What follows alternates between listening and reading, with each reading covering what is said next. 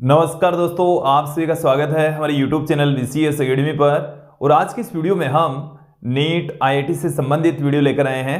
इस वीडियो में हम द्रव्यों के तापीय गुण, थर्मल प्रॉपर्टी जो मैटर का एक टॉपिक लेकर चलेंगे। आज का जो हमारा टॉपिक है वो है ऊष्मीय प्रसार, थर्मल एक्सपेंशन। इस वीडियो में हम ऊष्मीय प्रसार के बारे में विस्तृत चर्चा करने वाले हैं।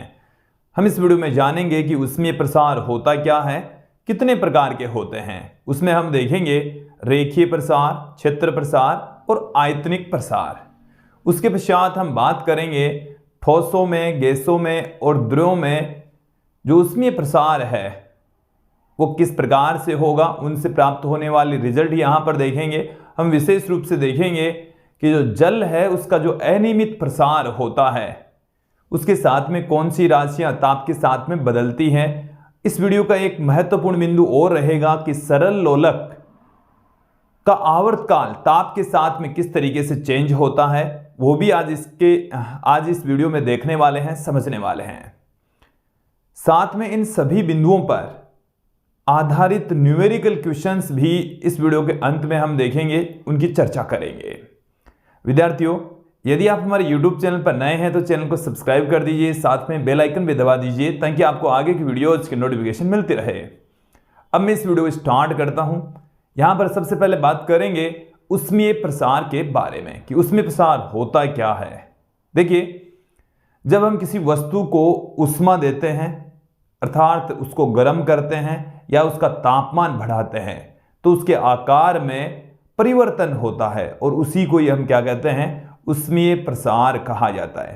कि किसी वस्तु को गर्म करने पर या हम कह सकते हैं ऊष्मा देने पर उसके ताप में वृद्धि होती है, या हम ये भी कह सकते हैं कि वस्तु को ताप या ऊष्मा देने पर उसके आकार में वृद्धि होती है और उसी को क्या कहा जाता है, ऊष्मीय प्रसार कहा जाता है।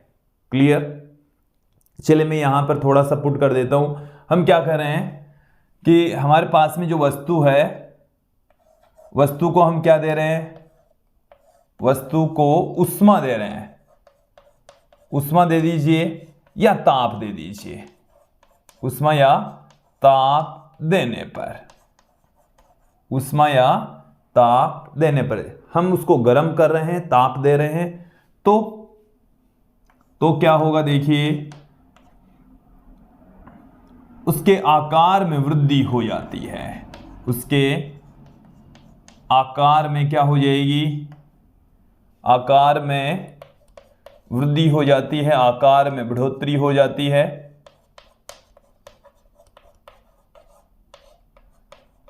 और इसे ही क्या कहेंगे, जिसे ऊष्मीय प्रसार कहते हैं। ऊष्मीय प्रसार कहेंगे, ऊष्मीय प्रसार कहा जाता है। क्लियर? स्पष्ट हो जाना चाहिए। अब देखिए ऊष्मीय प्रसार का क्या अर्थ है। ऊष्मीय प्रसार में आकार में बढ़ोतरी हो जाती है। क्यों हो जाती है? जैसे ही हम किसी मैटर को, किसी पदार्थ को, वस्तु को हम ऊष्मा देंगे, गर्म करेंगे तो उनके परमाणुओं के मध्य कंपन बढ़ जाएगा तथा उनके बीच की जो डिस्टेंस है वो बढ़ जाएगी। गर्म करने पर परमाणुओं के बीच की दूरी क्या हो जाती है, वो बढ़ जाती है, जिससे जो वस्तु है उसका आकार बढ़ जाता है और उसी को हम क्या कह रहे हैं, ऊष्मीय प्रसार कह रहे हैं। चलिए देखो होता क्या है एक्चुअल में। ये हमारे पास में कोई वस्तु है, ये हमारे पास में क्या है, कोई वस्तु, और वस्तु को जब हम गर्म कर रहे हैं, वस्तु को यदि हम क्या करें, गर्म करें, वस्तु को यहां पर हम गर्म कर रहे हैं तो गर्म करने पर एक्चुअल में क्या होता है, ये हमारे पास में है परमाणु।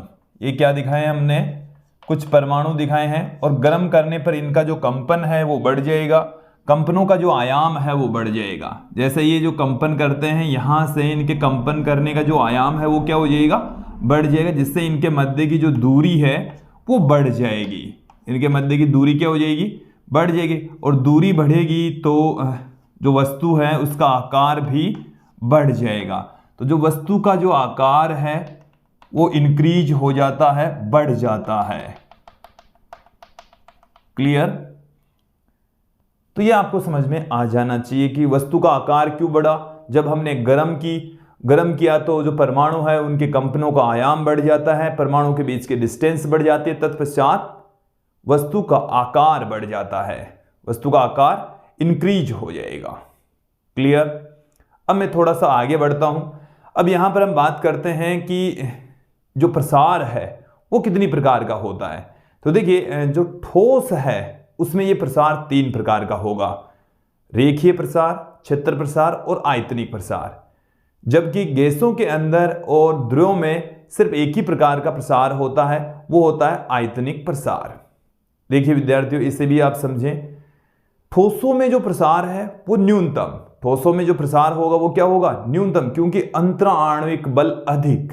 अंतराण्विक बल क्या होता है, अधिक, इसलिए क्योंकि वो जो परमाणु है वो मजबूती से बंधे होते हैं, उष्मा पाकर उनको उष्मा मतलब प्रसार करने के लिए ज्यादा उष्मा देने की आवश्यकता पड़ेगी। तो देखिए ध्यानपूर्वक समझेंगे कि ठोसों का प्रसार न्यूनतम और गैसों का प्रसार अधिकतम होता है। उसके पीछे रीजन क्या है, अंतराण्विक बल। जहां अंतराण्विक बल ज्यादा वहां पर प्रसार कम। तो ठोसों का अंतराण्विक बल ज्यादा, इस वजह से उनका प्रसार न्यूनतम होता है। चलिए यहां पर देखिए, इसको भी मैं पुट कर देता हूं। ठोसों का प्रसार अधिकतम, ठोसों का प्रसार क्या होता है, अधिकतम होता है। क्लियर। ठोसों में जो प्रसार होगा वो क्या होगा, अधिकतम। क्यों होता है, अंतराण्विक बल, अंतराण्विक बल, सॉरी ये हमने यहां पर क्या कर दिया है, ठोसों में जो ठोसों का जो प्रसार है वो मिनिमम होगा और अंतराण्विक बल क्या होता है, मैक्सिमम होता है। ठीक है, इसलिए जो प्रसार है वो क्या होगा, मिनिमम होगा। फिर मैं बात करता हूं, गैसों की बात करते हैं। तो गैसों का जो प्रसार है वो मैक्सिमम होता है, गैसों का प्रसार क्या होगा, ज्यादा। क्यों, क्योंकि जो अंतराण्विक बल है वो इनके मध्य बहुत कम काम करते हैं, अंतराण्विक बल मिनिमम होता है। क्लियर। तो ठोसों में प्रसार बहुत कम होता है क्योंकि अंतराण्विक बल अधिक होते हैं। गैसों में प्रसार ज्यादा होता है क्योंकि अंतराण्विक बल बहुत कम होता है। क्लियर। अब देखिए, जो प्रसार है वो 3 प्रकार के होते हैं, रेखीय प्रसार, क्षेत्र प्रसार और आयतनिक प्रसार। इनमें से जो ठोस हैं उनमें तीनों प्रकार के प्रसार होंगे, जबकि गैसों में और द्रव्यों में केवल आयतनिक प्रसार होता है। तो देखिए, प्रसार के यदि मैं प्रकार की बात करूं, उसमें प्रसार के प्रकार, उसमें प्रसार के प्रकार, तो यहां पर आप ध्यान दें 3 प्रकार हैं। कौन कौन से हैं, रेखीय प्रसार, रेखीय प्रसार, दूसरा जो पार्ट है वो है क्षेत्र प्रसार, और तीसरा जो पार्ट है वो हमारे पास में है आयतनिक प्रसार, आयतन प्रसार। ठीक है। और देखिए, ये जो प्रसार हैं दोनों ये ठोसों में पाए जाते हैं। ये किस में पाए जाते हैं, ठोस में ही पाए जाएंगे। आयतनिक प्रसार ठोस, द्रव और गैस तीनों में होगा, ठोस, द्रव और गैस तीनों में ही होंगे। क्लियर। तो यहां पर स्पष्ट हो गया है कि ठोसों में तीनों रेखीय, क्षेत्र और आयतनिक प्रसार होंगे, जबकि गैस और द्रव में सिर्फ और सिर्फ आयतनिक प्रसार होगा। क्लियर। अब हम थोड़ा सा और आगे बढ़ते हैं, बात करेंगे यहां पर जो विभिन्न प्रकार हैं उनमें सबसे पहले रेखीय प्रसार की। देखिए, रेखीय प्रसार क्या होगा,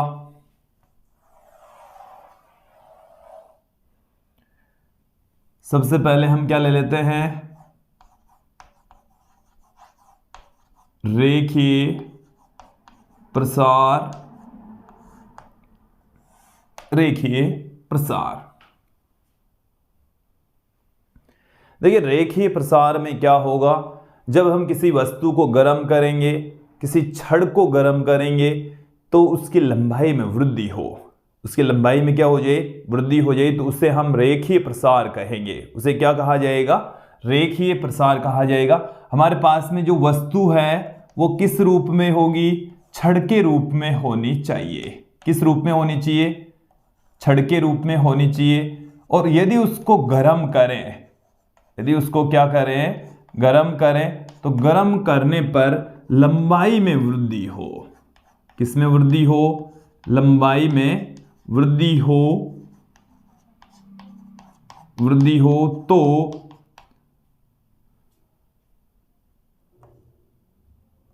उस ऊष्मीय प्रसार को, उस ऊष्मीय प्रसार को रेखीय प्रसार कहते हैं। क्या कहा जाएगा? रेखीय प्रसार कहते हैं।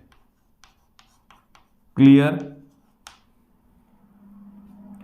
कि किसी छड़ को गर्म करने पर यदि उसकी लंबाई में वृद्धि हो तो उसे हम क्या कहेंगे? रेखीय प्रसार कहेंगे। क्लियर? अब देखिए यहां पर कुछ चीजें मैं एकदम क्लियर कर दूं कि द्रव्य की जो तापीय गुण है उसका हमने एक वीडियो लास्ट में देख लिया था। अब हम यहां पर थर्मल एक्सपेंशन, देखिए ताप को मोस्टली हम T से रिप्रेजेंट करते हैं। ताप को किससे रिप्रेजेंट करते हैं? T से प्रदर्शित करते हैं। लेकिन यहां पर हम बहुत सारी चीजें ऐसे पढ़ेंगे जैसे आवर्तकाल, तो आवर्तकाल को हम कैपिटल T से लिखते हैं, ताप को भी कैपिटल T से लिखते हैं, समय है वो भी T से लिखा जा रहा है और ताप भी T से लिखा जा रहा है। तो कई बार हम कंफ्यूजन की स्थिति में आ जाते हैं। तो आप जो थर्मोडायनेमिक्स है, देखो मेरी बात को दिमाग में बिठा लेना कि थर्मोडायनेमिक्स में ताप को थीटा से लिखें, ताप को किससे पुट करें? थीटा से लिखें, ताप में परिवर्तन को डेल्टा थीटा से पुट करें ताकि कहीं पर भी कोई कंफ्यूजन की स्थिति ना रहे। और या यदि आप टी का प्रयोग कर रहे हैं, कहीं कोई दिक्कत नहीं है, हम भी करते हैं, लेकिन हमें पता होना चाहिए कि ये जो टी है वो ताप है, समय है, क्या है। समझ में आ गई बात? कि जिस जगह पर हम जो सिंबल यूज में ले रहे हैं वो कौन सी भौतिक राशि को रिप्रेजेंट करा, ये आपको पता होना आवश्यक है ताकि अपने माइंड में सारी चीजें एकदम क्लियर होनी चाहिए। जितनी चीजें क्लियर होगी हमारे लिए क्वेश्चंस को समझना, किसी भौतिक राशि के कॉन्सेप्ट को समझना उतना ही बेटर रहेगा। चलिए अब देखिए, जैसे मान लेते हैं कि हमारे पास में जो छड़ है इस तरीके की है, ऐसे कोई छड़ है, ठीक है, और इसकी जो लंबाई है वो L0 है। इसकी लंबाई कितनी है? L0। और इसको गर्म करते हैं तो इसकी लंबाई में डेल्टा L की वृद्धि हो जाती है। अब इसकी जो लंबाई है वो L हो गई है, इसकी लंबाई कितनी हो गई है? और यहां से यहां तक इसकी लंबाई में जो वृद्धि हुई है वो कितनी है? Delta L। जब हम इसको कितना ताप दें? डेल्टा थीटा ताप देने पर इसके लंबाई में डेल्टा L की वृद्धि हो जाती है। अब यहां पर ध्यान दें, हमने ताप में वृद्धि कितनी करवाई है? ताप में वृद्धि या ताप में परिवर्तन कह दीजिए, वो है डेल्टा थीटा। डेल्टा थीटा, तो लंबाई में वृद्धि मैंने क्लियर कर दिया। ये देखो प्रारंभिक लंबाई है, L0 क्या है? प्रारंभिक लंबाई। L क्या है? अंतिम लंबाई। L यहां पर क्या है? अंतिम लंबाई। ताप में वृद्धि क्या है? Delta theta. अब यहां पर स्पष्ट कर लीजिए कि जो लंबाई में वृद्धि होती है वो प्रारंभिक लंबाई के समानुपाती तथा ताप में वृद्धि के भी समानुपाती होती है। और यहां से जब हम प्रोपोर्शनल का साइन हटाएंगे तो यहां पर एक कांस्टेंट पुट करेंगे जिसको हम अल्फा से पुट कर रहे हैं। किससे लिखा जा रहा है? अल्फा से लिखा जा रहा है। इस अल्फा को हम रेखीय प्रसार गुणांक कहते हैं। क्या कहा जाता है? रेखीय प्रसार गुणांक। रेखीय प्रसार गुणांक ये अल्फा, तो अल्फा बराबर क्या आ जाएगा? ध्यान देना, डेल्टा L बट्टे में L0 डेल्टा थीटा। ये आ गया हमारे पास में फॉर्मूला।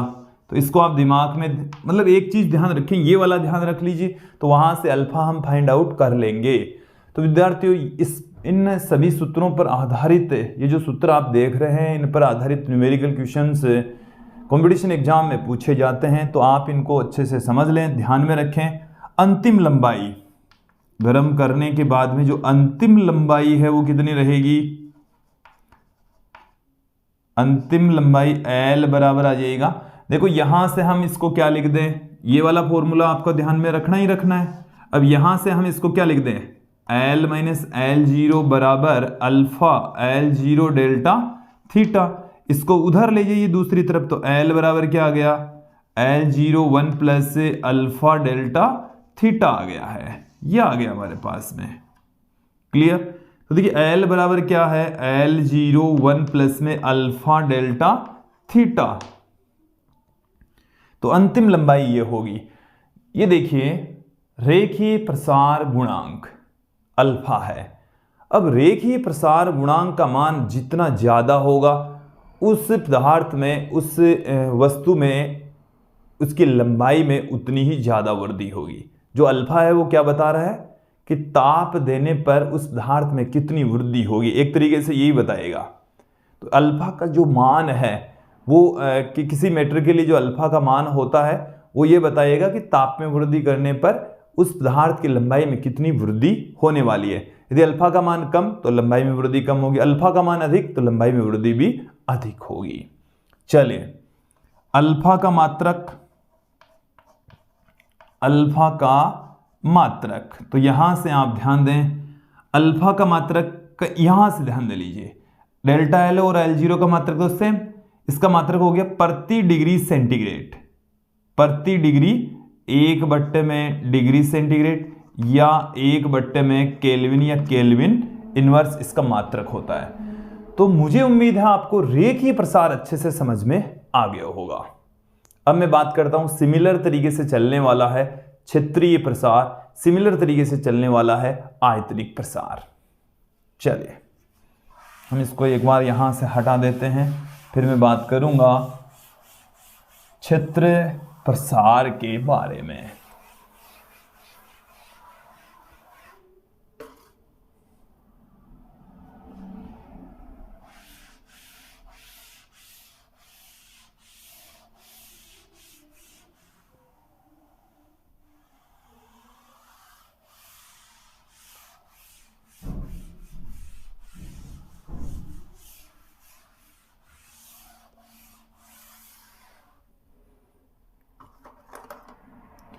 देखिए रेखीय प्रसार के पश्चात हम बात करेंगे यहां पर क्षेत्र प्रसार की। क्षेत्र प्रसार क्या है, सेकंड पार्ट, क्षेत्रीय प्रसार। तो देखिए क्षेत्रीय प्रसार क्या होगा, हमारे पास में यहां पर जो वस्तु होगी वो किस प्रकार की होगी, द्विविमीय वस्तु होगी। कैसी वस्तु होनी चाहिए, द्विविमीय वस्तु जिसका क्षेत्रफल हो। द्विविमीय वस्तु का ताप बढ़ाने पर, ताप बढ़ाने पर उसके क्षेत्रफल में वृद्धि हो, उसके क्षेत्रफल में वृद्धि हो, वृद्धि हो तो उसे क्षेत्रीय प्रसार कहते हैं, क्षेत्रीय प्रसार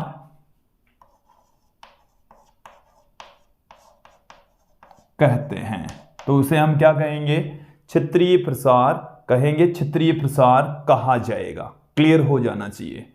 सिमिलर तरीके से चलने वाला है सब कुछ ही।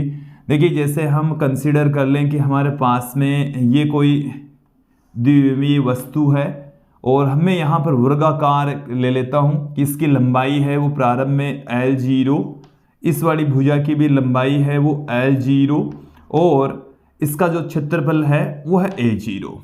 क्षेत्रफल कितना है, A0। और जब हम इसको गर्म करते हैं, इसको हम क्या करते हैं, गर्म करते हैं, तो इसके क्षेत्रफल में क्या हो जाएगी, वृद्धि हो जाएगी। इसके क्षेत्रफल में क्या हो जाती है, वृद्धि हो जाती है। ये जो क्षेत्रफल है इसमें डेल्टा A की वृद्धि हो गई है। कितनी वृद्धि हो गई है, डेल्टा A की। और अंतिम जो क्षेत्रफल है वो हमारे पास में A है। अंतिम क्षेत्रफल क्या है, A। क्लियर, ये स्पष्ट हो जाना चाहिए कि हमने इस वस्तु को, द्विविमीय वस्तु को गर्म किया जिसका प्रारंभिक क्षेत्रफल A0 और गर्म करने के पश्चात जो क्षेत्रफल है वो कितना हो गया है, A हो गया। क्षेत्रफल में वृद्धि कितनी हुई है, डेल्टा A की हुई है। क्लियर। चलिए अब यहां पर हम वापस लौटते हैं। हमने डेल्टा थीटा तापमान दिया है, इसको ताप में वृद्धि डेल्टा थीटा करने पर ताप में वृद्धि कितनी कर दी है, तो क्षेत्रफल में जो वृद्धि है वो बराबर होगी बीटा, यहां पर क्षेत्र प्रसार गुणांक है बीटा, बीटा से हम पुट कर रहे हैं, देखिए बीटा A0 डेल्टा थीटा, ये हमारे पास में क्षेत्रफल में वृद्धि आ गई है। क्या आ गई है, क्षेत्रफल में वृद्धि। फिर मैं बात करता हूं, ये जो बीटा है इसको हम कहते हैं क्षेत्र प्रसार गुणांक, क्षेत्र प्रसार गुणांक। तो इसी फॉर्मूले से आप देखें क्षेत्र प्रसार गुणांक बीटा बराबर क्या आ गया, डेल्टा A अपॉन में A0 डेल्टा थीटा। ये हमें मिल चुका है क्षेत्रीय प्रसार गुणांक। और देखिए क्षेत्रीय प्रसार गुणांक का मात्रक अल्फा के समान प्रति डिग्री सेंटीग्रेड या प्रति केल्विन होता है। अंतिम क्षेत्रफल क्या हो जाएगा,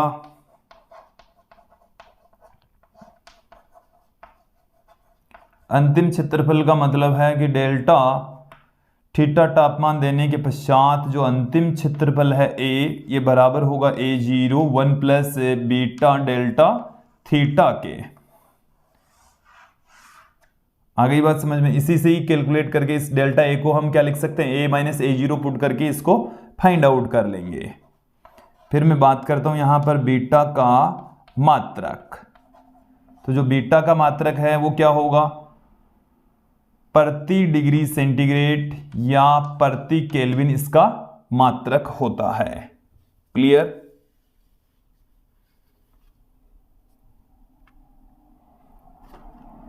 अब यहां से एक बार मैं इन सबको हटा देता हूं।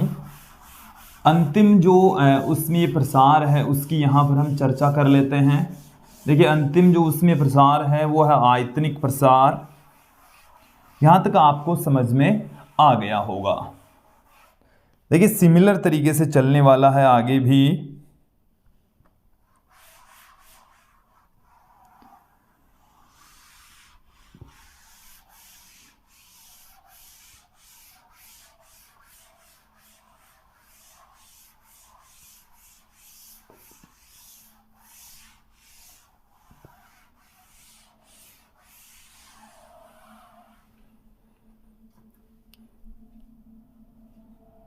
अब यहां पर हम बात करेंगे आयतन या घनीय प्रसार।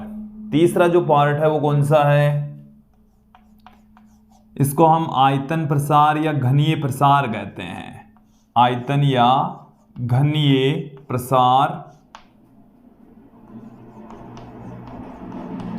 आप यहां पर ध्यान देंगे कि अब की बार हम जो वस्तु लेंगे वो त्रिविमीय वस्तु होगी, इसका आयतन भी होगा, घनीय वस्तु कह सकते हैं।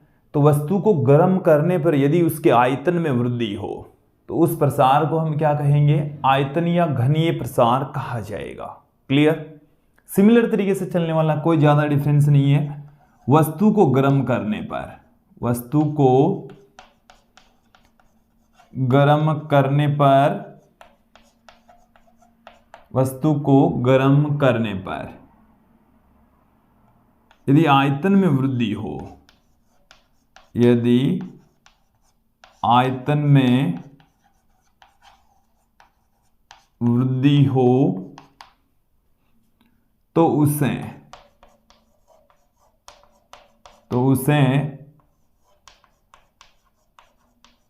आयतन या घनीय प्रसार कहा जाता है। उसे हम क्या कहेंगे, आयतन या घनीय प्रसार उसको कहा जाएगा। क्लियर। वस्तु को हम गर्म कर रहे हैं और आयतन में यदि वृद्धि हो जाए तो उसे हम क्या कहेंगे, आयतनिक प्रसार कहेंगे। जैसे ये हमारे पास में कोई वस्तु है, इस तरीके से ऐसी कोई वस्तु है और यदि हम इसको गर्म करने पर इस तरीके से उसके आयतन में वृद्धि हो जाती है।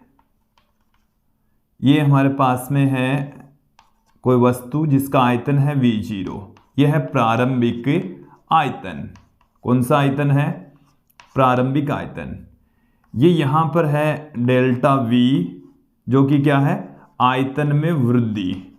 आयतन में वृद्धि, आयतन में कितनी बढ़ोतरी हुई, ये वाली है। फिर यहाँ पर बात करें इसका, ये इसको हम पुट करेंगे V से। ये है अंतिम आयतन। ये क्या है? अंतिम आयतन। तो ये सारी चीजें क्लियर हो जानी चाहिए कि प्रारंभ में जो वस्तु है उसका आयतन V0 था, गर्म करने पर डेल्टा V आयतन में वृद्धि हो जाती है, तत्पश्चात जो अंतिम आयतन है वो V हो जाता है। क्लियर? अब यहां पर आप ध्यान दें कि हमारे पास में जो डेल्टा थीटा ताप में वृद्धि करने पर, ताप में वृद्धि करने पर, ताप में वृद्धि कर देंगे तो आयतन में वृद्धि, आयतन में जो वृद्धि है वो क्या होगी? देखिए डेल्टा V बराबर गामा V0 डेल्टा थीटा, ये आयतन में वृद्धि होने वाली है। क्लियर? फिर मैं बात करता हूं आयतन प्रसार गुणांक। ये जो गामा है वो क्या है? आयतन प्रसार गुणांक है। आयतन प्रसार गुणांक, तो गामा बराबर क्या आ गया? डेल्टा V, आयतन में परिवर्तन अपॉन है प्रारंभिक आयतन इंटू डेल्टा थीटा। तो ये आ गया हमारे पास में गामा। फिर मैं बात करता हूं अंतिम आयतन की। अंतिम आयतन क्या रह जाएगा बताइए? V बराबर V0 1 plus gamma delta theta रह जाएगा। क्लियर? स्पष्ट हो जाना चाहिए। अब गामा का जो मात्रक है वो क्या होगा बताइए? सिमिलर तरीके से प्रति डिग्री सेंटीग्रेड या प्रति केल्विन इसका मात्रक होता है। प्रति डिग्री सेंटीग्रेड या प्रति केल्विन इस गामा का मात्रक होगा। क्लियर? अब देखिए ये जो हमने प्रसार गुणांक पढ़े हैं, 3 प्रसार गुणांक यहां पर हमने पढ़ लिए हैं, इन तीनों के मात्रक क्या होंगे? प्रति डिग्री सेंटीग्रेड होंगे। ये तो क्लियर हो गया है, स्पष्ट हो जाना चाहिए। तीनों के ही मात्रक क्या हैं? सेम ही हैं, प्रति डिग्री सेंटीग्रेड है। अब इन तीनों में आपस में क्या संबंध होता है? तो देखिए हम क्षेत्रफल को L0 इंटू L0 और आयतन को L0 into L0 into L0, मतलब जो क्षेत्रफल है उनको L क्षेत्रफल को लंबाई के वर्ग में और आयतन को लंबाई के क्यूब के रूप में लिख सकते हैं। तत्पश्चात देखिए विद्यार्थियों, अल्फा, बीटा और गामा, इन तीनों का जो अनुपात है वो 1:2:3 के रूप में हमें प्राप्त होगा। अल्फा, बीटा, गामा तीनों में क्या संबंध होता है? 1:2:3 होता है विद्यार्थियों। अब यहां पर आप ध्यान देंगे, देखिए समझें इसको थोड़ा सा, कि यदि हम समान ताप में वृद्धि लेकर चलें, ताप में वृद्धि क्या लेकर चलें? समान। हमारे पास में एक त्रिविमीय वस्तु है तो उसके क्षेत्रफल में प्रतिशत त्रुटि या प्रतिशत वृद्धि, प्रतिशत परिवर्तन, वो 2 गुणा लंबाई में प्रतिशत परिवर्तन के इक्वल होगा। चलिए देखिए क्या है, हम क्या बात कर रहे हैं? ताप में समान वृद्धि के लिए, ताप में समान वृद्धि के लिए ताप में यदि हम समान बढ़ोतरी करें तो क्षेत्रफल में प्रतिशत वृद्धि कितनी होगी? क्षेत्रफल में प्रतिशत वृद्धि ये बराबर होगी 2 गुणा लंबाई में प्रतिशत वृद्धि, लंबाई में प्रतिशत वृद्धि। ये स्पष्ट हो जाना चाहिए, क्लियर हो जाना चाहिए। क्योंकि देखिए जो क्षेत्रफल होता है वो एल स्क्वायर के बराबर और जो प्रारंभिक क्षेत्रफल है वो एल जीरो के। तो यहां से ये हो गया क्षेत्रफल में परिवर्तन। तो यहां चलिए एक बार मैं ऐसे लिख देता हूं, क्षेत्रफल में जो परिवर्तन होगा डेल्टा ए ये तथा ए जीरो, इनका जो अनुपात है वो delta L upon L zero के स्क्वायर के इक्वल होगा, या इसमें 2 टाइम्स आ जाएगा ये, क्योंकि इनका स्क्वायर होगा, यहां से 2 टाइम्स बाहर निकल जाएगा। देखिए इनके बीच में जो रिलेशन होता है ना अल्फा बीटा गामा, वो यहीं से निकलता है। तो जब हम क्षेत्रफल में प्रतिशत वृद्धि की बात करें तो लंबाई में जितने % वृद्धि होती है ना उसकी दुगुनी होगी। क्लियर? इसी प्रकार से आयतन में प्रतिशत वृद्धि, आयतन में प्रतिशत वृद्धि, तो लंबाई में जितना % वृद्धि होती है ना उसकी 3 गुना होगी। लंबाई में प्रतिशत वृद्धि, लंबाई में प्रतिशत वृद्धि, लंबाई में जो भी बढ़ोतरी हो रही है उसका 3 गुना होगा। उसका कितना गुना होने वाला है? 3 गुना होने वाला है। क्लियर हो जाना चाहिए, स्पष्ट हो जाना चाहिए। यहां तक आपको चीजें समझ में आ गई होगी। अब हम एक बार इन सबको हटा देते हैं, बात करेंगे सरल लोलक के आवर्तकाल पर ताप का क्या इफेक्ट पड़ता है, क्या प्रभाव पड़ता है।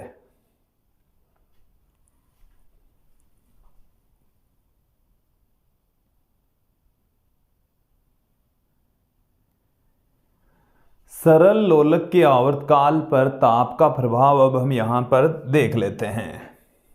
देखिए सरल लोलक होता क्या, पहले ये समझ लीजिए कि ये हमारे पास में एक दृढ़ आधार है और इस दृढ़ आधार से एक अवितन्य और द्रव्यमानहीन डोरी से एक बिंदुवत द्रव्यमान यदि यहां पर हम लटका दें तो देखिए यहां से जो इसकी लंबाई है वो होती है एल।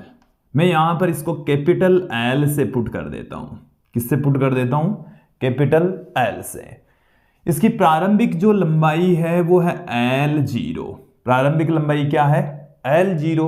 और जब हम डेल्टा थीटा टेम्परेचर बढ़ाते हैं तब इसकी लंबाई में थोड़ी सी वृद्धि हो जाती है। जैसे मैं कंसीडर कर लूं, ये जो बिंदुवत द्रव्यमान है इसको भी हम थोड़ा सा छोटा लेते हैं। ये हमारे पास में यहां पर बिंदुवत द्रव्यमान है, लंबाई में थोड़ी सी वृद्धि हो जाती है और ये यहां पर आ जाता है। जैसे मान लीजिए कि यहां से यहां तक जो लंबाई में वृद्धि है वो डेल्टा एल की हो जाती है। कितनी लंबाई में वृद्धि हो जाती है? Delta L. टोटल जो लेंथ है यहां से लेकर यहां तक यह है एल। कितनी हो गई बाद में? एल। एक बार इसको समझें कि हमारे पास में एक दृढ़ आधार से अवितन्य और द्रव्यमानहीन डोरी से बिंदुवत द्रव्यमान लटकाया गया है जिसको हम कहते हैं सरल लोलक। क्लियर? यदि इसको हम थोड़ा सा विस्थापित करके छोड़ दें तो ये अपनी माध्य स्थिति के इर्द गिर्द आगे पीछे गति करेगा। ठीक है? यहां से ये ऐसे जब गति करता है तो यहां से यहां मतलब पूरा एक चक्कर हो जाता है। यहां से चला, यहां गया, वापस यहां आया तो एक चक्कर हो जाएगा। और एक चक्कर में लगा जो समय होता है वो आवर्तकाल होता है। और यहां पर देखो हम सरल लोलक के आवर्तकाल पर टेम्परेचर का इफेक्ट देखने वाले हैं। देखिए टेम्परेचर का इफेक्ट क्यों पड़ता है? जब हम तापमान बढ़ाते हैं, क्या बढ़ाएंगे? तापमान बढ़ाएंगे तो ये जो सरल लोलक है इसकी लंबाई में वृद्धि हो जाएगी। प्रारंभिक लंबाई थी एल जीरो, प्रारंभिक लंबाई इसकी कितनी है? प्रारंभिक लंबाई एल जीरो। ताप में वृद्धि कितनी है? ताप में वृद्धि, ताप में वृद्धि हम कर रहे हैं डेल्टा थीटा। तो लंबाई में वृद्धि हो जाती है। किसमें वृद्धि हो जाती है? लंबाई में वृद्धि हो जाती है, जिसको हम डेल्टा एल से पुट कर रहे हैं। अंतिम लंबाई क्या हो जाएगी? अंतिम लंबाई जिसको हम एल से पुट कर रहे हैं जो कि एल बराबर L zero 1 plus alpha delta theta के इक्वल होती है। ठीक है? एल बराबर L zero 1 plus alpha delta theta के इक्वल अंतिम लंबाई होगी, यह हम जानते हैं। क्लियर हो गया? अब देखिए आवर्तकाल का एक फॉर्मूला होता है। सरल लोलक का आवर्तकाल, सरल लोलक का आवर्तकाल, सरल लोलक का जो आवर्तकाल है वो ये होता है t बराबर 2 पाई अंडर में L अपॉन G। ये सरल लोलक का आवर्तकाल होता है। क्लियर। अब यहां पर आप ध्यान दें कि प्रारंभ में जब हम इसका टेम्परेचर माप रहे हैं, ताप में वृद्धि करने से पूर्व इसकी लंबाई में वृद्धि बाद में करेंगे, ताप में वृद्धि बाद में करेंगे। तो इसका जो आवर्तकाल है वो t0, ये t है वो आवर्तकाल है, ये L0 प्रारंभिक लंबाई है। अब देखिए डेल्टा थीटा ताप में वृद्धि करने पर, ताप में वृद्धि करने के बाद आवर्तकाल, करने के बाद में जो आवर्तकाल है वो कितना रह गया है, देखिए ध्यान देंगे, t से हम उसको पुट कर देंगे 2 पाई अंडर में L अपॉन में G से पुट करेंगे। t बराबर 2 पाई अंडर में L अपॉन में G से पुट कर देंगे। क्लियर। अब यहां पर आप ध्यान दें, जैसे आवर्तकाल में क्या होगा, लंबाई में वृद्धि होगी तो आवर्तकाल में भी क्या होगी, वृद्धि। ठीक है, क्योंकि यहां पर L में वृद्धि हुई है तो लंबाई में, आवर्तकाल में भी क्या हो जाएगी, वृद्धि हो जाएगी। तो आवर्तकाल में वृद्धि हम ज्ञात कर लेते हैं। आवर्तकाल में वृद्धि हो जाती है, वृद्धि हो जाती है, आवर्तकाल में क्या हो जाएगी, वृद्धि। अब देखो ध्यान देना, जैसे आवर्तकाल में जो वृद्धि होगी उसको डेल्टा t से लिख दूं, t माइनस t0 होगा, t माइनस t0। तो t का मान कितना, 2 पाई अंडर में L अपॉन में G। t0 का मान कितना, 2 पाई अंडर में L0 अपॉन G। तो यहां से डेल्टा t, जिसको हम t माइनस t0 कह रहे हैं, 2 पाई। अब देखिए, चलिए यहां पर मैं एक बार एक पद और बढ़ा देता हूं, L0 1 plus alpha delta theta, इसको इस तरीके से पुट कर सकते हैं, माइनस में 2 पाई अंडर में L0 अपॉन G। अब यहां पर पुट करेंगे हम, देखिए जो आवर्तकाल में वृद्धि है वो क्या मिल रही है हमें, 2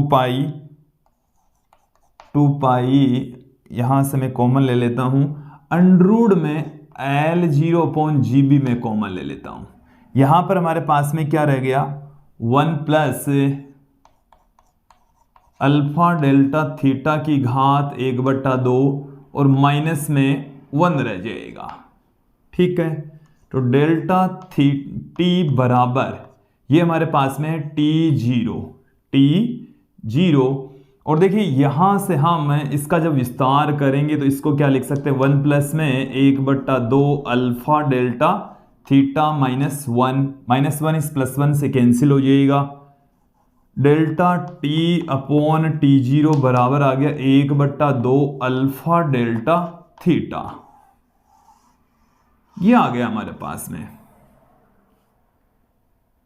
देखिए एक रिलेशन आ चुका है, डेल्टा t आवर्तकाल में वृद्धि अपॉन प्रारंभिक आवर्तकाल बराबर half alpha delta theta. Alpha रेखीय प्रसार गुणांक है जो कि इस वायर में है, इस धागे में है, और डेल्टा थीटा उसके ताप में वृद्धि है।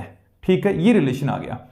तो आवर्तकाल में क्या हो जाती है, ताप में वृद्धि करने से आवर्तकाल में वृद्धि होती है, आवर्तकाल में क्या होती है, वृद्धि हो जाती है, वृद्धि हो जाती है। क्लियर हो गया, स्पष्ट हो जाना चाहिए।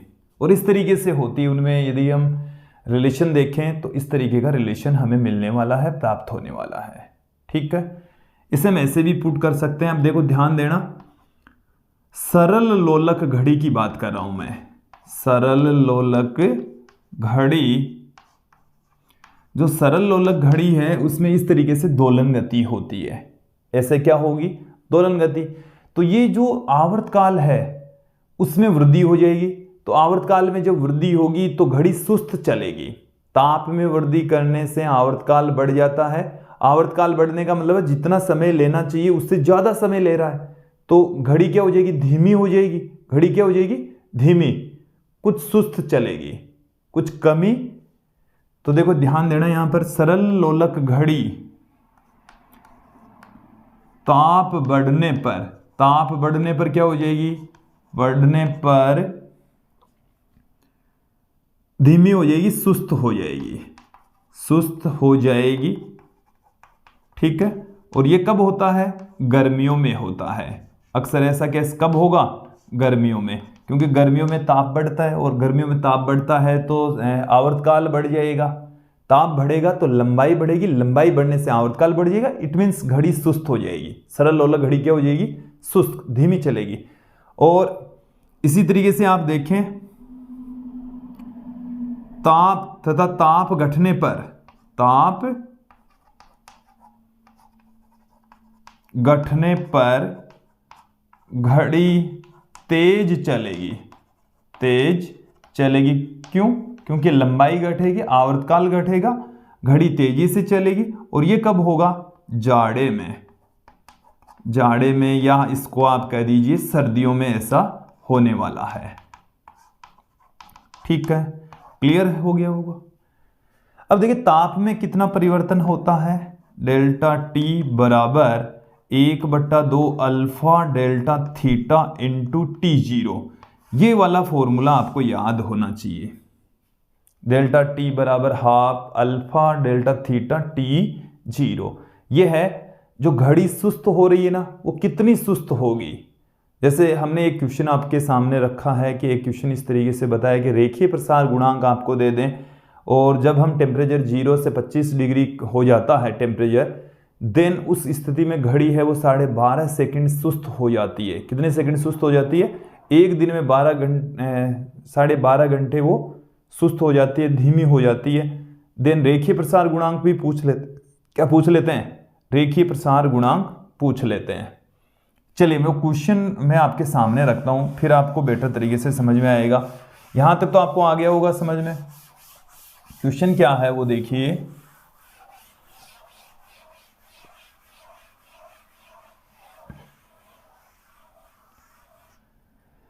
क्वेश्चन समझे। हमारे पास में सरल लोलक घड़ी है। क्वेश्चन क्या है, सरल लोलक घड़ी में, घड़ी कौन सी है, सरल लोलक घड़ी का ताप, मतलब सरल लोलक घड़ी 0 डिग्री सेंटीग्रेड पर सही पाठ्यांक देती है, सही से चलती है। ठीक है, 25 डिग्री सेंटीग्रेड पर एक दिन में 12.5 सेकंड धीमी हो जाती है। कितनी धीमी हो जाती है, हो जाती है। तो लोलक में प्रयुक्त पदार्थ का रेखीय प्रसार गुणांक होगा, पदार्थ का रेखीय प्रसार गुणांक होगा। रेखीय प्रसार गुणांक क्या होगा, क्वेश्चन समझ में आ जाना चाहिए। अब की बार हमें अल्फा पूछा है, क्या पूछा है यहां पर, अल्फा। तो देखिए इस क्वेश्चन के अंदर हमें क्या क्या दिया हुआ है और क्या क्या पूछा, वो क्लियर कर लें। कि ये हमें दे रखा है डेल्टा टी, क्या दे रखा है, डेल्टा टी, और इन दोनों का जो डिफरेंस है वो है ताप में परिवर्तन। ये हमें पूरा एक आवर्तकाल दे रखा है। देन यहां से देखिए अल्फा बराबर में क्या पुट कर दूं, 2 delta T upon delta theta into T0, ये हम पुट कर देंगे। देखिए यहां से इन सब की वैल्यू पुट कर देता हूं, 2 डेल्टा टी, डेल्टा टी कितना है, आवर्तकाल में कितनी कमी आ गई है, 12.5 सेकंड की कमी आ गई है। डेल्टा थीटा कितना है, 25, T0 कितना है, एक दिन, एक दिन का मतलब कितना हो गया, 86,400 सेकंड। एक दिन का मतलब कितना, 24 गुणा 3600 सेकंड, 86,400 सेकंड। देखिए 12.5 को 2 से गुणा करेंगे तो 25 आएगा, तो 25 से ये वाला 25 क्या हो गया, कैंसिल हो गया, तो 1/86,400 डिग्री सेंटीग्रेड ये आ गया, बट्टे में लिखा है मैंने, ये अल्फा का मान ये आएगा विद्यार्थियों। तो ये आपको समझ में आ जाना चाहिए। तो विद्यार्थियों एक ऐसे हम पदार्थ का प्रयोग करते हैं जिसका रेखिक प्रसार गुणांक बहुत कम होता है और वो ताप से न के बराबर प्रभावित होता है, वो होता है इनवार। क्या होता है? इनवार का प्रयोग करते हैं। सरल लोलक के अंदर, सरल लोलक की जो घड़ी है इसमें किसका प्रयोग करते हैं? इनवार का। क्यों? अल्फा बहुत कम होता है, बहुत कम, और बहुत कम होगा तो लंबाई में परिवर्तन अल्प, लंबाई में परिवर्तन क्या होगा? नगण्य होगा, बहुत कम होगा। तो इनवार का प्रयोग करने से जो आवर्तकाल है उस पर न के बराबर इफेक्ट पड़ने वाला है। क्लियर? ये आपको समझ में आ गया होगा। उसके पश्चात हम आगे बढ़ते हैं। दो दृढ़ आधारों के मध्य यदि हम किसी छड़ को रख दें तो तापीय प्रतिबल कितना होगा?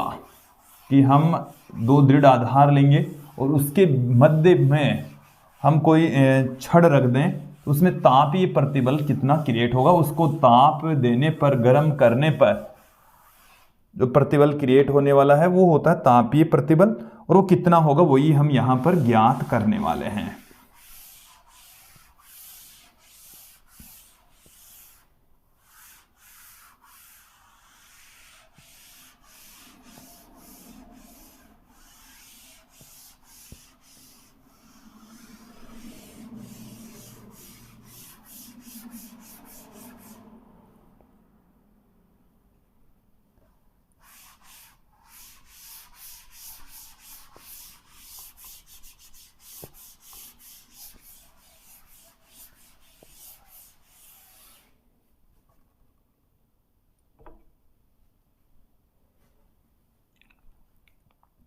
देखिए अगला जो हमारा पार्ट है वो क्या है? दृढ़ रूप से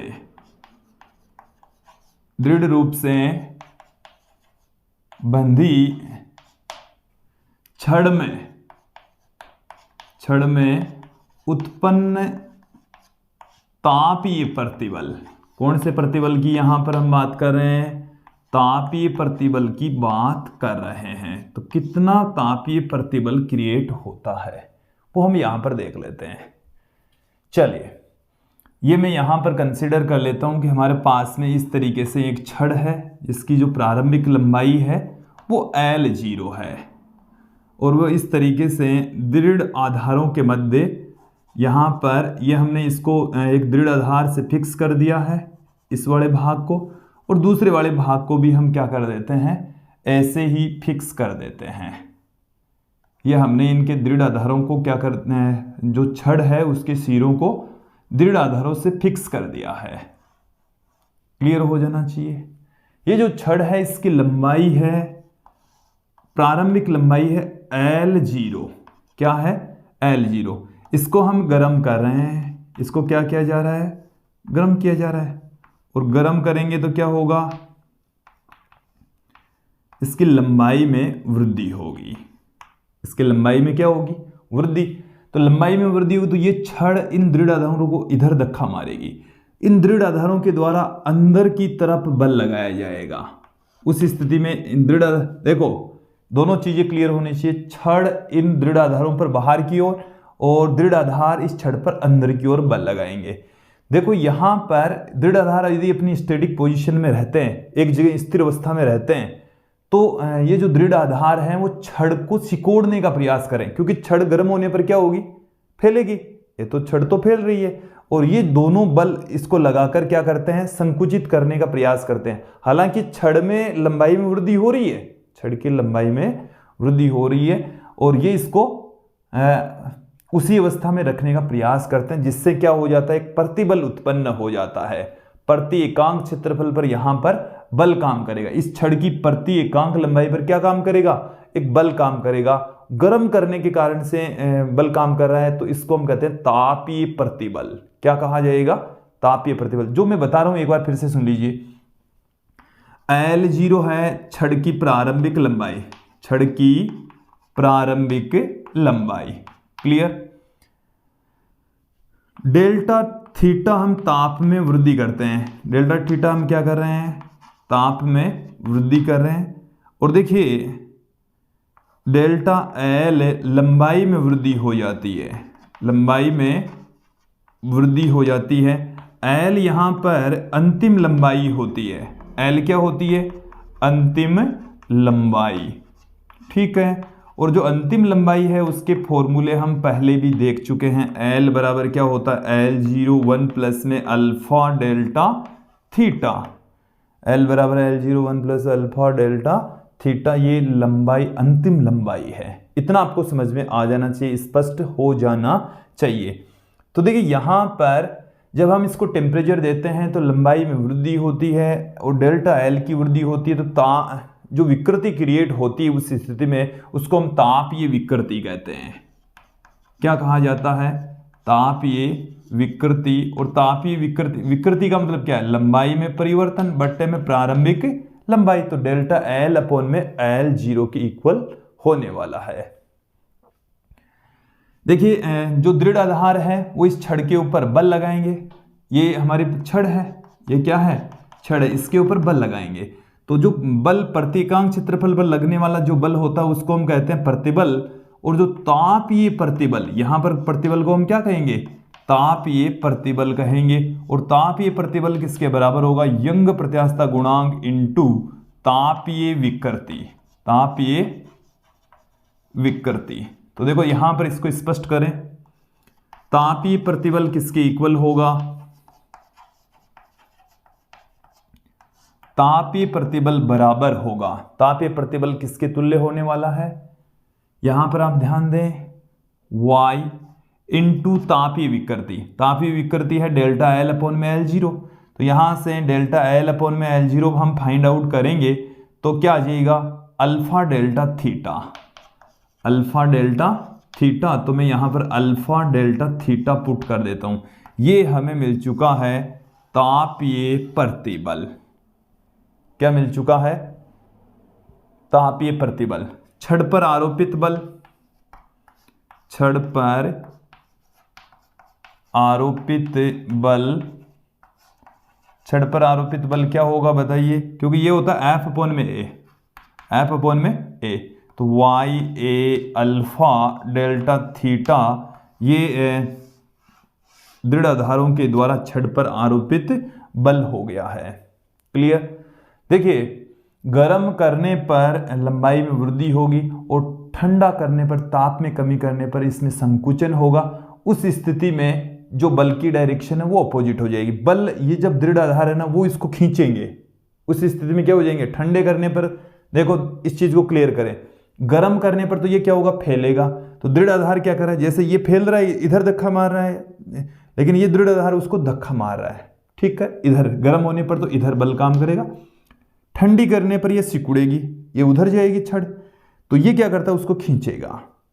ठंडी करने पर इधर, गर्म करने पर बल इधर काम करेगा। क्लियर। अब हम थोड़ा सा और आगे बढ़ते हैं। यहां पर बात करेंगे कि हमारे पास में किसी धातु के टुकड़े में एक छिद्र है और गर्म करने पर उस छिद्र के आकार पर क्या फर्क पड़ता है। देखिए हमें कई बार क्या लगता है कि जैसे ये हमारे पास में कोई धातु का टुकड़ा है, छिद्र में प्रसार किस तरीके से होता है। बहुत सारे क्वेश्चन कंपटीशन एग्जाम में ऐसे पहले भी पूछे जा चुके हैं। देखिए यहाँ पर हमारे पास में ये कोई छिद्र है और जब हम गर्म करते हैं तो देखिए इससे पूरा जो मैटर है उसकी में वृद्धि हो जाती है, क्षेत्रफल में वृद्धि हो जाती है, आयतन में वृद्धि हो जाती है। ठीक है, तो हमारे को ये पूछा जाता है कि इस छिद्र में ये पूरा का पूरा क्या है, धातु का टुकड़ा है। ये तो क्या है, धातु का टुकड़ा है। क्लियर। ठीक है, ये धातु का टुकड़ा, इसमें एक छिद्र है। तो देखिए यहां पर टेम्परेचर जब इंक्रीज करेंगे तो क्षेत्रफल में वृद्धि होगी। इस पूरी धातु के क्षेत्रफल में वृद्धि हो रही है। क्या इस छिद्र के आकार पर भी कोई इफेक्ट पड़ेगा। कई बार हमें लगता है कि भाई ये प्रसार हो रहा तो इधर भी प्रसार हो रहा तो इधर भी प्रसार होगा तो छिद्र छोटा हो जाएगा। कई बार क्या लगता है, छिद्र छोटा हो जाएगा, लेकिन ऐसा नहीं है। विद्यार्थियों क्या है फिर कि यदि यहां पर धातु होती तो उसमें भी क्या होता, इस तरीके से प्रसार होता, तो इसके क्षेत्रफल में वृद्धि हो जाती है। क्या हो जाती है, छिद्र के आकार में गर्म करने पर छिद्र के आकार में वृद्धि हो जाती है। आकार में ताप बढ़ाएंगे, ताप इंक्रीज करेंगे तो आकार में वृद्धि होगी, ताप डिक्रीज तो आकार भी डिक्रीज, क्षेत्रफल भी डिक्रीज हो जाएगा।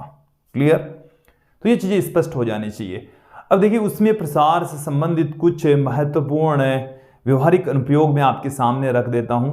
जैसे मैं यहां पर बात करता हूं, रेल की पटरियों के मध्य जो रेलवे ट्रैक बिछाए जाते हैं तो वो लोहे की पटरियां होती है। किसकी बनी होती है, यह लोहे की पटरी है और कुछ लंबाई के पश्चात इनके बीच में गैप रखा जाता है।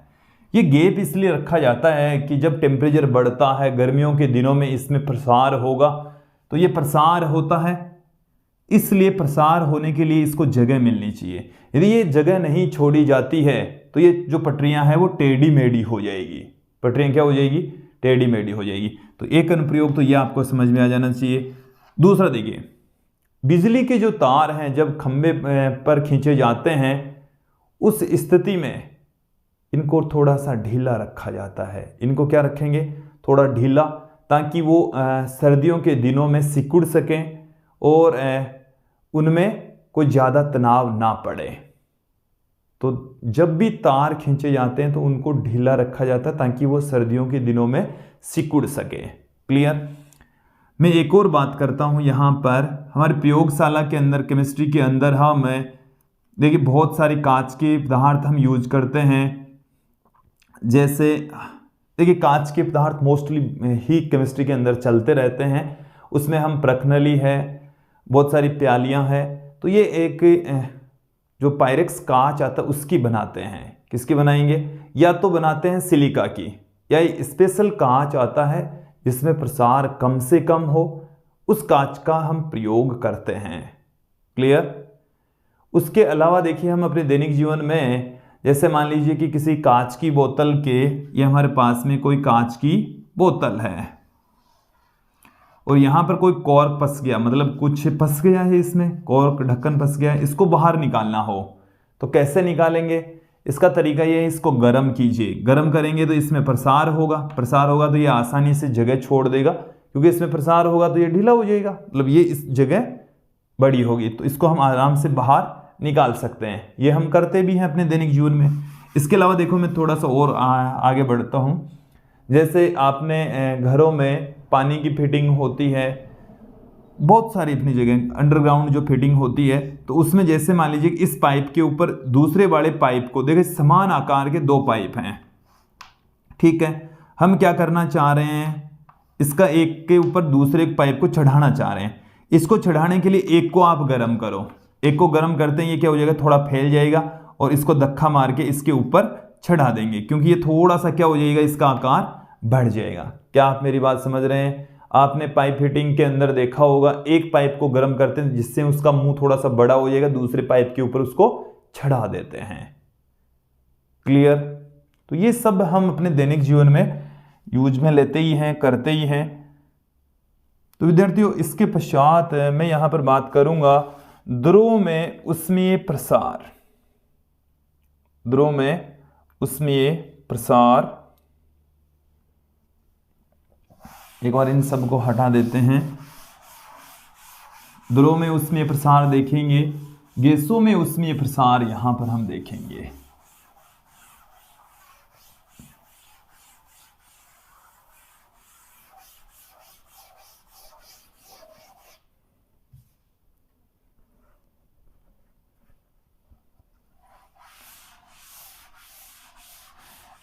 विद्यार्थियों आप हमारे से जुड़े हुए हैं और आपके सुझाव इन वीडियोज़ को और बेटर कर सकते हैं। आपको जो भी कमी इन वीडियोज़ में लगती है कि भाई ये चीज़ और हो, तो इनको हम बेटर तरीके से समझ सकते हैं, आपके भी फ़ायदा हो। हम कोशिश करेंगे कि जो कुछ कमियां हैं उनको दुरुस्त की जा सके, जहां तक पॉसिबल हो वहां तक हम कोशिश करेंगे। तो आप कमेंट करके हमें ज़रूर बताएं कि आपको ये जो वीडियो है वो कैसे लग रहे हैं और इनमें क्या कमी है, कैसे उनको दुरुस्त किया जा सकता है। चलिए आगे बढ़ते हैं। ध्रुवों में ऊष्मीय प्रसार की बात करते हैं। ध्रुवों में ऊष्मीय प्रसार, ऊष्मीय प्रसार। तो देखिए विद्यार्थियों, हमने इसको पहले ही क्लियर कर दिया था कि गैसों और द्रव्यों में दोनों में ही केवल और केवल आयतनिक प्रसार होता है। तो देखिए थोड़ी सी एक चीज को स्पष्ट कर ले यहां पर। जैसे हमारे पास में ये कोई पात्र है, जैसे ये कोई कांच का पात्र है, ठीक है, ठीक है। इसको मैं गर्म कर रहा हूं, इसमें कुछ द्रव भरा हुआ है। क्या भरा है? द्रव भरा हुआ है। तो देखिए इस द्रव में जो प्रसार होगा उससे पहले, जैसे ये कांच का बना हुआ है, ये किसका बना हुआ है? कांच का बना हुआ है। तो देखो ध्यान देना पहले इसको, जब हम इसको गर्म करें, कई बार क्वेश्चन आ जाते हैं ऐसे कि इसको हम गर्म करें, इसको गर्म करेंगे तो केवल यदि इस पात्र में प्रसार हो, केवल क्या हो? पात्र में, तो इसका जो तल है वो नीचे गिरेगा। पहले इसका तल क्या होगा? नीचे गिरेगा। फिर और गर्म करते जा रहे हैं तो फिर इससे जो, क्योंकि ये पात्र है वो इस द्रव के डायरेक्ट कांटेक्ट में है, तो इसमें भी क्या होगा? ताप में वृद्धि होगी, इसमें भी प्रसार होगा। और इस ठोस की तुलना में द्रव में प्रसार ज्यादा होता है और गैसों में सबसे ज्यादा होता है। तो इसमें फिर से प्रसार होगा। तो पहले तो जब ये पात्र में प्रसार होता है तब तो इसकी सतह गिरेगी, और जब पात्र में प्रसार होने के बाद में द्रव में प्रसार होता है तब इसकी सतह ऊपर चढ़ेगी। और आपको यदि ऐसे कह दिया जाए कि जो पात्र है उसमें प्रसार नहीं होता, जैसे मान लो कुछ ऐसे मेटर का बना हुआ, पायरेक्स कांच का बना हुआ है या सिलिका का बना हुआ है, तो उसमें जो प्रसार है वो न के बराबर होता है, तब उस कंडीशन में इसकी सतह ऊपर चढ़ेगी। इट मीन्स इसके आयतन में वृद्धि होगी। तो द्रव में कौन सा प्रसार होता है? द्रव में केवल और केवल आयतन प्रसार होता है। कौन सा प्रसार होगा? आयतन प्रसार होगा। और जैसे मान लीजिए कि हमारे पास में कोई मेटर है और उसका ताप डेल्टा थीटा बढ़ाने पर आयतन में डेल्टा वी की वृद्धि हो जाती है, तो गामा V0 डेल्टा थीटा आ जाएगा। और अंतिम जो आयतन है V बराबर, वो हमें मिलेगा V0 1 plus gamma delta theta. ये हमें आयतन मिलने वाला है। तो ये क्लियर हो जाना चाहिए। ये किनके लिए फॉर्मूला? ये द्रवों के लिए है, ठीक है। कई बार ठोसों में और द्रव में देखिए ताप में जब वृद्धि करते हैं तो आयतन में परिवर्तन होता है, आयतन में वृद्धि होती है, जल को छोड़कर। जल के बारे में अलग से देखेंगे अभी। इसके साथ में आयतन में तो वृद्धि होती है लेकिन घनत्व भी परिवर्तित होता है। घनत्व में कमी आ जाती है। घनत्व में क्या आ जाती है? कमी आ जाती है। कैसे आती है कमी? घनत्व में जो परिवर्तन है वो भी हम यहां पर देख लेते हैं, समझ लेते हैं। देखिए हम क्या जानते हैं? घनत्व बराबर क्या जानते हैं? घनत्व बराबर जानते हैं द्रव्यमान बट्टे में आयतन। द्रव्यमान बट्टे में आयतन। तो देखिए यहां पर आप ध्यान देंगे, प्रारंभिक जो घनत्व है वो तो हमारे पास में है ρ0, अंतिम जो घनत्व है वो है रो। तो देखो ρ/ρ0, इसको मैं क्या लिख सकता हूं? इस रो को तो मैं पुट कर रहा हूं द्रव्यमान बट्टे में अंतिम आयतन V, इसको मैं पुट कर रहा हूं द्रव्यमान बट्टे में प्रारंभिक आयतन V0। तो V0 बट्टे में इसको V लिख सकते हैं, और इस V को हम क्या लिख सकते हैं? V0 1 प्लस में गामा डेल्टा थीटा पुट कर सकते हैं। V0 से V0 कैंसिल हो जाएगा। V0 से V0 क्या हो जाएगा? कैंसिल। तो ρ/में ρ0 बराबर क्या आ गया? 1 प्लस गामा डेल्टा थीटा की घात -1, और रो बराबर क्या आ गया? ρ0 1 माइनस गामा डेल्टा थीटा। ये आ गया हमारे पास में कि जब टेम्परेचर इंक्रीज होता है तो घनत्व डिक्रीज होगा। और ये देखिए विद्यार्थी, जो घनत्व डिक्रीज हो रहा है इसमें हम ये मानकर चल रहे हैं कि गामा बहुत कम है, या जो प्रसार है उसमें बहुत ज़्यादा प्रसार नहीं होता उस कंडीशन में, क्योंकि यदि टेम्परेचर और गामा का मान ज़्यादा होगा तो इसका जब प्रसार करेंगे तो उच्च घातों को हम नगण्य नहीं मान सकते हैं। यहाँ पर मैंने उच्च घातों को नगण्य मान ली, केवल यहाँ पर 2 ही पद लिए हैं। तो देखिए ये वाला फॉर्मूला आपको ध्यान में रखना है, द्रवों और ठोसों दोनों के लिए लागू होगा। जब टेम्परेचर बढ़ेगा तो उनका घनत्व क्या हो जाएगा, डिक्रीज हो जाएगा, कम हो जाएगा। किस तरीके से कम होगा, इन पर आधारित भी न्यूमेरिकल क्वेश्चंस पूछे जाते हैं, तो ये क्लियर हो जाना चाहिए, स्पष्ट हो जाना चाहिए। चलिए मैं एक क्वेश्चन आपके सामने बता देता हूँ, इसी पर ही आधारित है, जो वैल्यू है मैं आपको बताता हूँ। आप ध्यान में रखेंगे कि एक पदार्थ है 0 डिग्री सेंटीग्रेड पर जो घनत्व है, 0 डिग्री सेंटीग्रेड पर जो घनत्व है उसको मैं ρ0 से पुट कर देता हूँ। ये हमारे पास में है 10 ग्राम प्रति सेंटीमीटर क्यूब, और 100 डिग्री सेंटीग्रेड पर, 100 डिग्री सेंटीग्रेड पर जो घनत्व है वो 9.7 ग्राम प्रति सेंटीमीटर क्यूब हो जाता है। तो हमें रेखीय प्रसार गुणांक पूछा है, अल्फा पूछा है विद्यार्थी इसमें, जबकि इस वाले फॉर्मूले में क्या आ रहा है, गामा आता है। क्या आता है, गामा। तो एक बार मैं इन सबको हटाता हूँ, इस क्वेश्चन को आप देखें। क्वेश्चन क्या है कि एक पदार्थ है जिसका 0 डिग्री सेंटीग्रेड पर घनत्व है 10 ग्राम प्रति सेंटीमीटर क्यूब, 100 डिग्री सेंटीग्रेड पर घनत्व है 9.7 ग्राम प्रति सेंटीमीटर क्यूब रह जाता है। सेंटीमीटर क्यूब ही है ये भी, ठीक है। तो रेखीय प्रसार गुणांक क्या होगा, क्लियर। चलिए कौन सा फॉर्मूला आपको यूज में लेना है, ये वाला ही यूज में लेना है, ठीक है।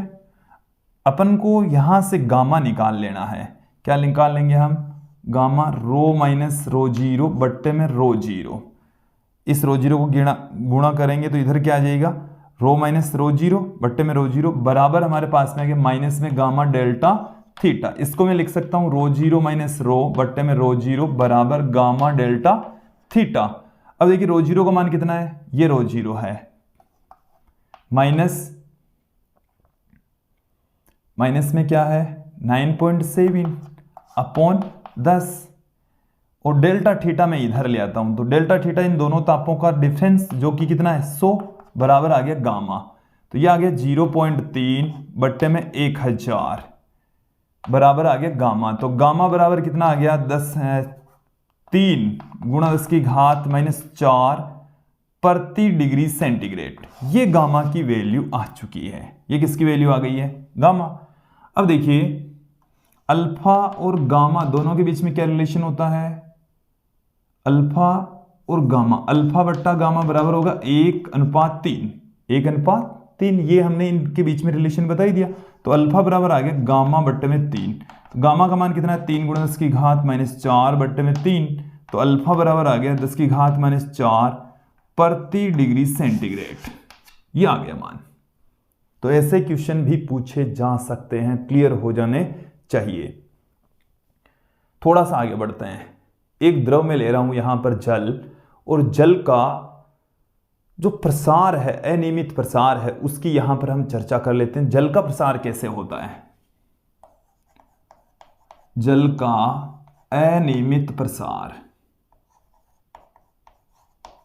अनियमित प्रसार। ये अनियमित क्यों लिखा है, इसको भी क्लियर करें। मोस्टली जो पदार्थ होते हैं उनको गर्म करने पर उनके आयतन में वृद्धि होती है। जैसे जैसे उनको गर्म करेंगे उनके आयतन में वृद्धि होगी। लेकिन जल एक ऐसा मैटर है कि वो 4 डिग्री सेंटीग्रेड से नीचे थोड़ा सा भिन्न व्यवहार दर्शाता है। 0 डिग्री सेंटीग्रेड से 4 डिग्री सेंटीग्रेड तक इसका जो व्यवहार है वो सामान्य पदार्थों की भांति नहीं होता। हम जानते हैं कि तापमान बढ़ाने पर आयतन में वृद्धि होती है, लेकिन जल का 0 डिग्री सेंटीग्रेड से 4 डिग्री सेंटीग्रेड तक आयतन में क्या आएगी, कमी। आयतन में क्या आएगी, कमी, और घनत्व में वृद्धि होगी। और सामान्यतः पदार्थों का घनत्व ताप बढ़ाने पर बढ़ता है, लेकिन जल का 0 से 4 तक घटता है। इसको क्लियर करें कि जैसे मैं 2 ग्राफ के जरिए आपको इनको समझाने का प्रयास करूंगा।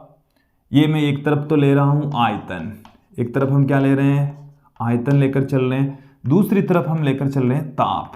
क्या लेकर चल रहे हैं, ताप। तो देखिए जैसे जैसे हम टेम्परेचर को बढ़ाएंगे 0 डिग्री सेंटीग्रेड से 4 डिग्री सेंटीग्रेड तक, तो आयतन में क्या आएगी?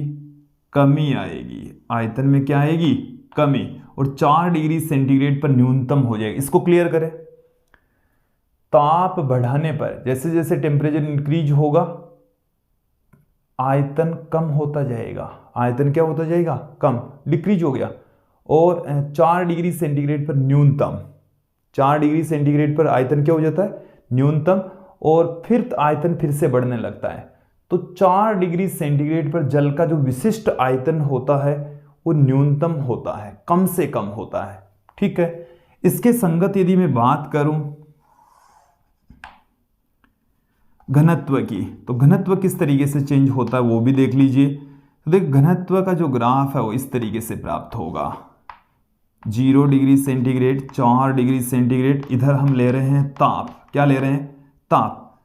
ये जो पॉइंट है, पीक पॉइंट 4 डिग्री सेंटीग्रेड पर जो घनत्व है, डेंसिटी है जल की, वो मैक्सिमम, आयतन न्यूनतम, घनत्व मैक्सिमम होता है।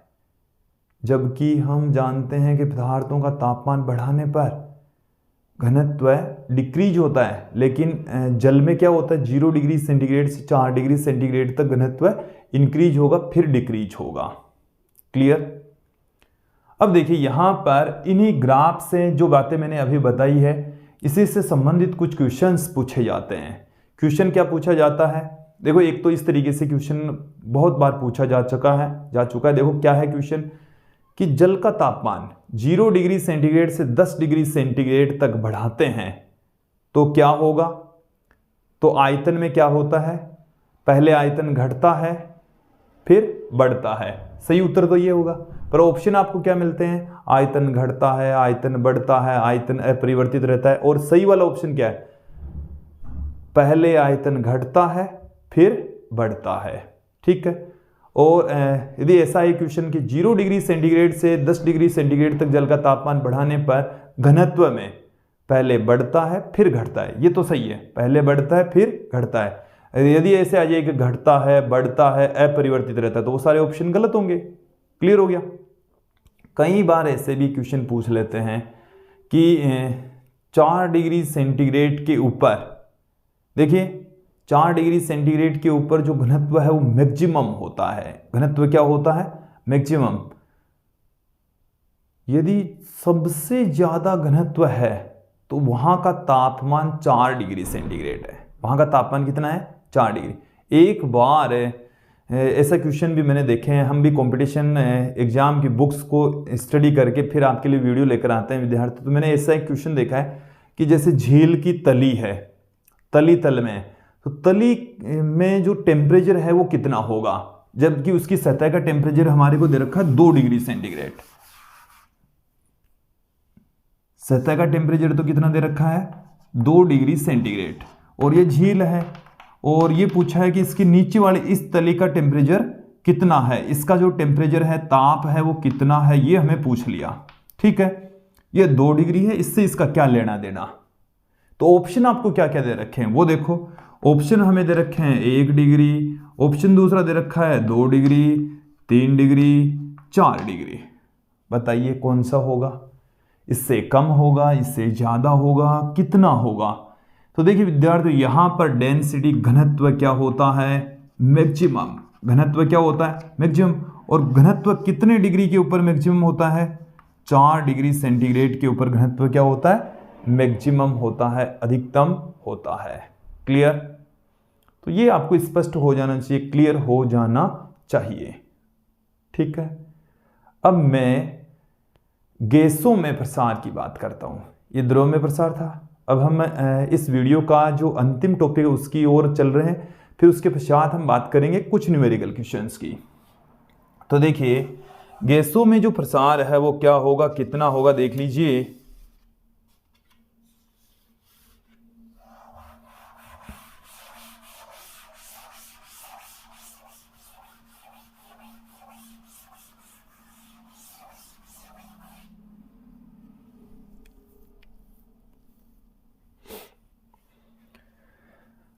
मैं यहां पर बात करता हूं गैसों में प्रसार की, उष्मीय प्रसार की। तो देखिए गैसों के अंदर भी केवल और केवल कौन सा प्रसार होगा, आयतन प्रसार होगा। कौन सा प्रसार होने वाला है, आयतन प्रसार होगा। द्रव में भी आयतन प्रसार, गैसों में भी आयतन प्रसार। क्लियर। तो देखिए इनके लिए क्या फॉर्मूले हैं, सीधे से आयतन में जो परिवर्तन है वो है ये वाला, आयतन में परिवर्तन तो ये होगा, ठीक है। और अंतिम जो आयतन है वो V0 1 प्लस में गामा डेल्टा थीटा होगा, ठीक है। अरे वही फॉर्मूले हैं जो हमने अब तक इस वीडियो में शुरू में बता रहे हैं। इसके अलावा थोड़ा सा और देखें, दाब में परिवर्तन या दाब, जो दाब प्रसार गुणांक होता है, दाब प्रसार गुणांक, देखिए दाब प्रसार गुणांक को मैं यहां पर बीटा से पुट कर रहा हूं और ये बराबर होता है डेल्टा पी अपॉन में P0 इंटू, देखो डेल्टा पी दाब में परिवर्तन प्रारंभिक दाब अपॉन 1/में डेल्टा थीटा से इसको हम पुट कर सकते हैं। तो यहां से देखिए हम क्या पुट कर देंगे, डेल्टा पी बराबर बीटा P0 डेल्टा थीटा, इसको ऐसे लिख सकते हैं। और जो दाब है, अंतिम जो दाब है वो P0 1 प्लस में बीटा डेल्टा थीटा। ये जो बीटा है ना वो दाब प्रसार गुणांक है, कई बार आ जाता है दाब प्रसार गुणांक के टर्म्स में, तो ये गैसों के लिए लागू होगा। क्लियर। तो विद्यार्थियों यहां तक आपको वीडियो समझ में आ गया होगा। अब हम कुछ क्वेश्चंस यहां पर ले लेते हैं।